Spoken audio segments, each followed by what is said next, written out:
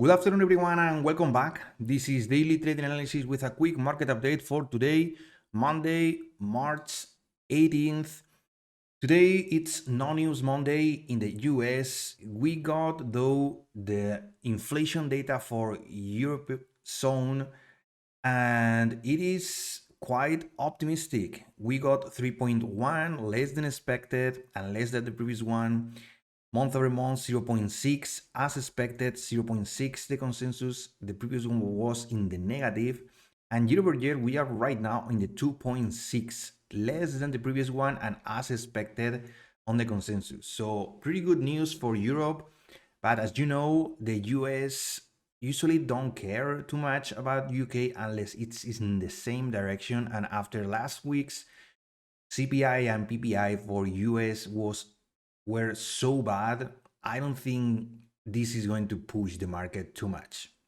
It pushed a little bit the UK 100 and the Europe indexes, but for US today's is just nothing burger. We got a little bit of opportunity, so let's go straight into the charts because I would like to show you something.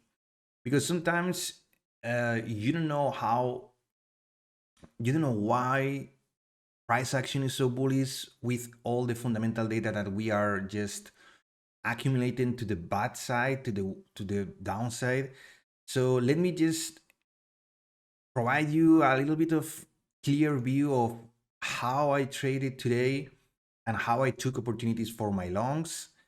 I got two trades quite good, but sometimes you have to just change and be flexible with your bias and really analyze what is happening with the price action. So basically, this is the context.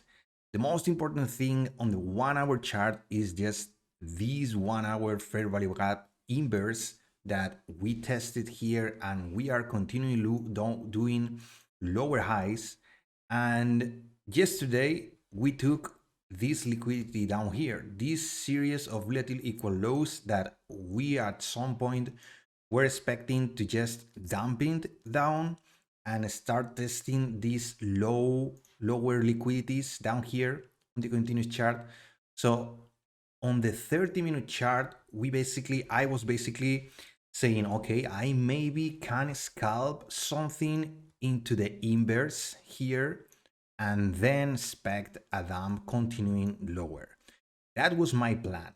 And that's why I took only my first trade. It was a little scalp, but then I didn't take it and I added into my position, and glad I added because during the overnight, this was the situation right now. Sorry, this was the situation in the overnight. So I woke up and we held all these zones of settlement, pre-market lows, and yesterday's lows and close. Everything was here. And as you can see, we bounced it 2 times and we started grinding. Sometimes these kind of moves are creating liquidity to an aggressive move down. But as you can see, I was watching, I have marked this pivot of yesterday's, of Friday's pivot, and I had also the fib retracement from these highs to these lows marked. So the golden pocket aligned perfectly with this zone here, which is the 30-minute inverse fair value gap and the 15-minute fair value gap. So my plan was basically to take some long scalps into the liquidity, into the fair value gap, and then take that money. I didn't expect to just go up here, at least today. Maybe throughout the week if things change, but today was quite surprising. That's how I try to explain you that sometimes your initial bias is not correlating with the price action. I was seeing pretty bullish price action. So look at this. I started watching here. I saw this consolidation and a series of pivots that I was tracking, and then this happened. Look at this liquidity. It didn't take this buy side. So it touched that, and then I saw the dump, and I thought, okay, this is done. My opportunity is gone. So it is what it is. But look at this move. Look at this candle, and then the inverse getting run through, another inverse getting run through. So I took the opportunity. It was quite cheap, only 16 points in my entry. My entries was up here because I was waiting for this pullback, but looked like the inverse got bounced and then we pushed higher. So I took the first handle here that was closing above the inverse. I was trading the inverse and then watching this with a really tight stop at break even if that didn't work out here. So 16 points with one contract. And my initial target was this buy sell liquidity, but I saw these two candles and I told to myself, okay, maybe I can play the golden pocket and this zone that is the inverse, maybe around here, I can see, I can watch the price action, I can micromanage my trade and see what happens. And that's what I did. I took some, not hit, but I was really concerned about this kind of pullback. But I was watching also this fair value gap. This was holding the price action 1 and 2 times. And I was quite confident. My entry was down here. And I just let it ride. And I said, okay, looks like we are pretty bullish. And this was not the final target for this move. So maybe it is worth watching the entire inverse fair value gap and then some of these pivots. And my final target was this liquidity up here. I added a second contract. Today I was really conservative, really slow with the size. This fair value gap was holding and my average was, so let me just, if I enter here after this pivot, and my entry was here, so basically my average was something around here. My stop would be down here after this fair value gap needs to hold, and that was with two contracts, a 1 to 10 risk reward ratio with 96 target. So two contracts with almost 100 points, 200 points, that's more than 4,000 bucks. So 100 points is 2,000 with two contracts. Really nice day. Really nice day. And I was really concerned throughout all this way. Am I doing the correct thing?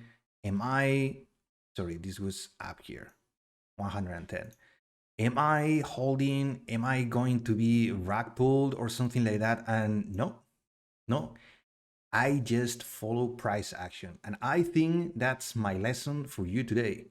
Also for me, because I was quite surprised with this price action after last week's movements and fundamental. So sometimes the market just wants to push. Google is pretty wild today because Gemini AI model is being negotiated with Apple to incorporate those models, the AI Gemini, into the iPhones. Nvidia was also gapping up. Everything looked quite well.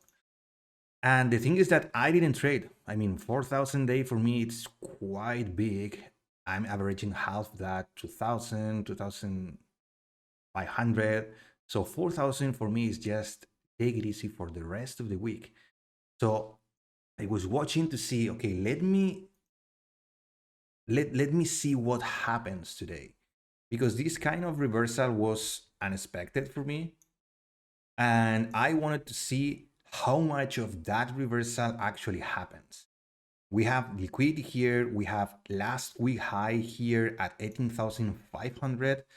So I was just interested in seeing what is going to happen with the open. So I got this, again, the same inverses, because due to the big pullback, we left behind a lot of imbalances and we ran through those imbalances and dumped it. So we dump it. If you get caught on this, be really careful. Analyze those areas of liquidity like these two. Analyze this inverse that never hold it super strong. It kind of went through, but then slowly but surely the price action started to go below the 45 EMA, and that's one of my indicators of really bad sentiment overall for today.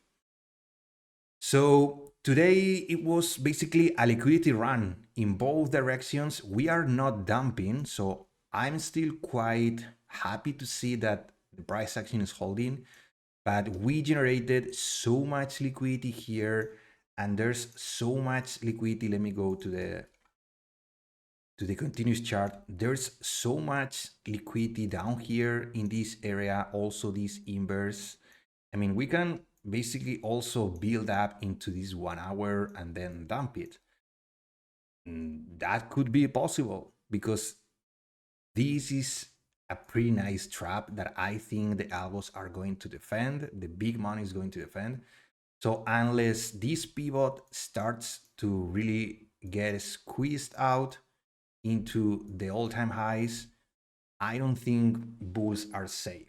Be really careful watching for scalps and watching for your setups. There are setups for sure. I already told you how I manage my trades today, but this action is it's more bullish than I was expecting. And into the afternoon, into the power hour, we generated a lot of in here. It is not charted because I was basically not following this. But let me just see. Yeah, so basically, if you want to trade into the afternoon, watch this inverse, watch this 15-minute fair value gap. And on the 5-minute, I think this might be a target to get retested, but I don't expect price action to really do this kind of thing. I don't expect new all-time highs today. Sorry, new high of days today. We bounce of this area of expected support on the fair value gap, but I'm more interested in seeing how we end up today, how we close today, because that price action is going to be key to really understand what is happening. We ran through these lows, we are still in this fair value gap bullish, and this is more or less a bullish engulfing candle. It already happened a lot of times. So look at this candle after this one, look at this candle after this one, look at this candle after this one. So there's a lot of consolidation and shit happening up here. So it is better to wait to see a bigger reaction. If you want to play shorts, be really careful because these markets sometimes just squeeze during the overnight. And right now, look at this. It is not clear. There are still a lot of shorts in this market trying to push down. So opportunities today, quite a little bit of choppy price action. The overnight was more clear than the actual open. And I think Nasdaq is quite bullish. Look at Google, Nvidia, green numbers. But let's just review what happens since the open, because since the open, Google is actually minus 0.70 in the red. Nvidia since the open is actually minus 2% on the day. Meta is green. Amazon is actually red also since the open. So this was the open and minus 0.65.